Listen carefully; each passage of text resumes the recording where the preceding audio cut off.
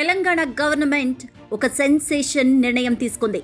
ఆన్లైన్లో చిన్నారుల అశ్లీల వీడియోలు చూసినా, డౌన్లోడ్ చేసినా, ఆన్లైన్లో సర్క్యులేట్ చేసినా జైలుకు వెళ్లక తప్పదంటూ Telangana cyber security bureau director Shikha Goyal హెచ్చరిస్తున్నారు. రిపీటెడ్గా చిన్నారుల అశ్లీల చిత్రాలు చూస్తున్న హైదరాబాద్, యాదగిరిగుట్ట, కరీంనగర్, జగిత్యాల, వరంగల్ జిల్లాలకు చెందిన 15 మందిని ఇప్పటికే అరెస్టు చేశారు. ఇక బంజారా హిల్స్ లోని కమాండ్ అండ్ కంట్రోల్ సెంటర్లో మీడియాతో కూడా మాట్లాడారామె. ఈ నెల 18 నుంచి స్పెషల్ ఆపరేషన్ ప్రారంభించామన్నారు. డార్క్ వెబ్ పై ప్రత్యేక నిఘా పెట్టారు.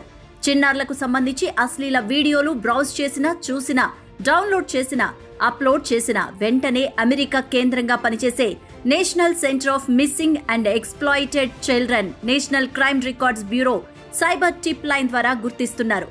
ఈ ఏడాది చైల్డ్ ప్రొటెక్షన్ యూనిట్ ఏర్పాటు చేసిన 4 నెలల్లోనే 294 ఎఫ్ఐఆర్లు నమోదు చేశారు.